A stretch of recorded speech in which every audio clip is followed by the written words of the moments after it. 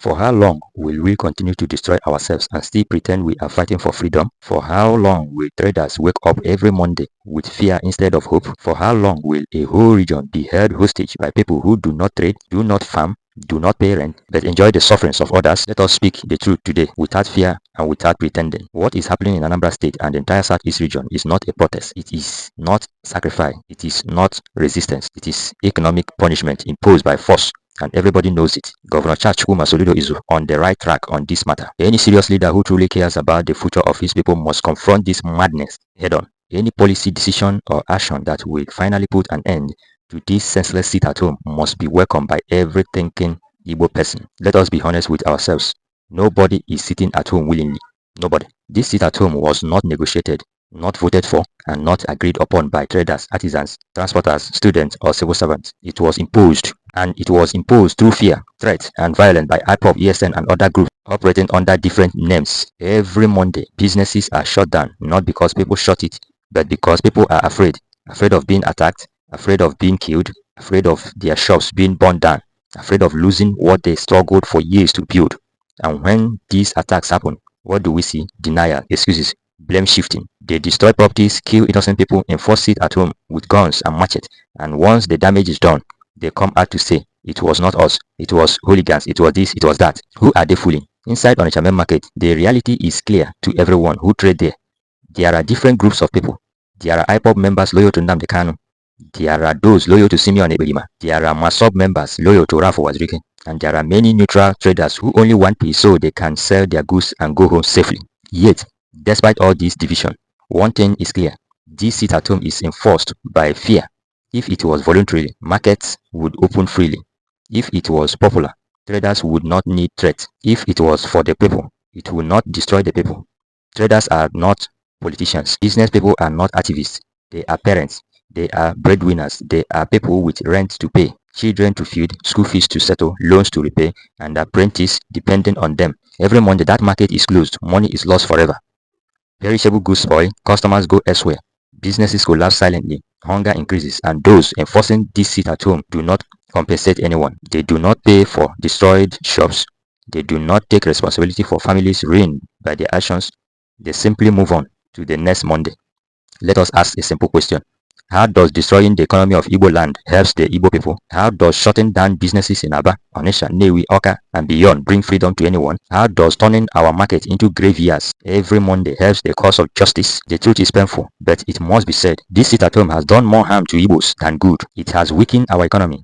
It has scared away investors. It has increased unemployment. It has turned our land into a place of fear instead of opportunities. And the most painful part is this. Those suffering the most are not politicians. They are not elites. They are traders, transport workers, small business owners, widows, apprentices, and daily hustlers.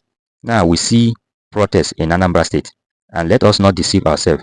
These protests are being orchestrated. The chants give it away. The songs give it away. The slogan give it away. It is always the same pattern. They chant Biafra songs. They shout praises. They present one man as a savior. And in the process, properties are destroyed.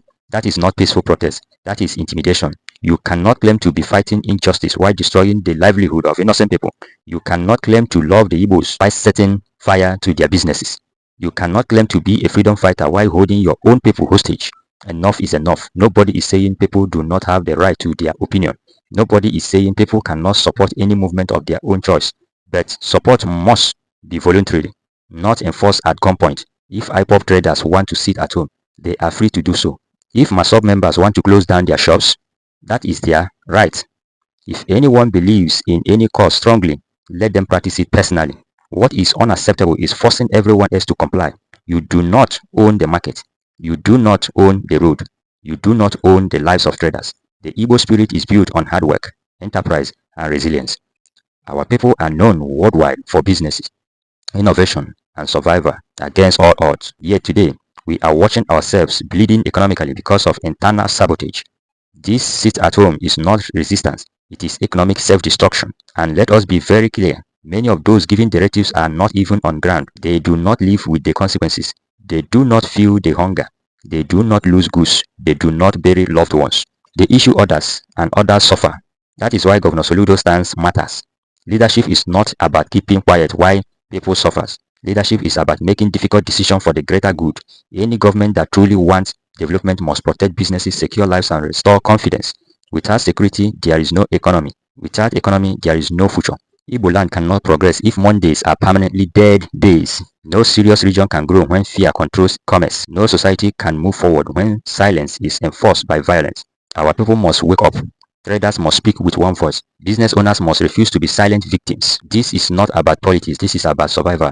We must openly disassociate ourselves from this sit-at-home madness. We must reject the idea that suffering is a badge of honor.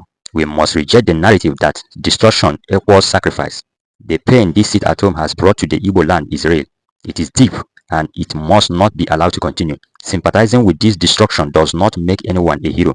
Associating with groups that terrorize their own people does not bring liberation. Silence in the face of injustice only encourages more injustice. Let Mondays return to business days. Let market breathe again. Let traders open their shops without fear. Let parents earn honestly. Let apprentices learn their trade. Let transporters move freely. Igbo land deserve peace.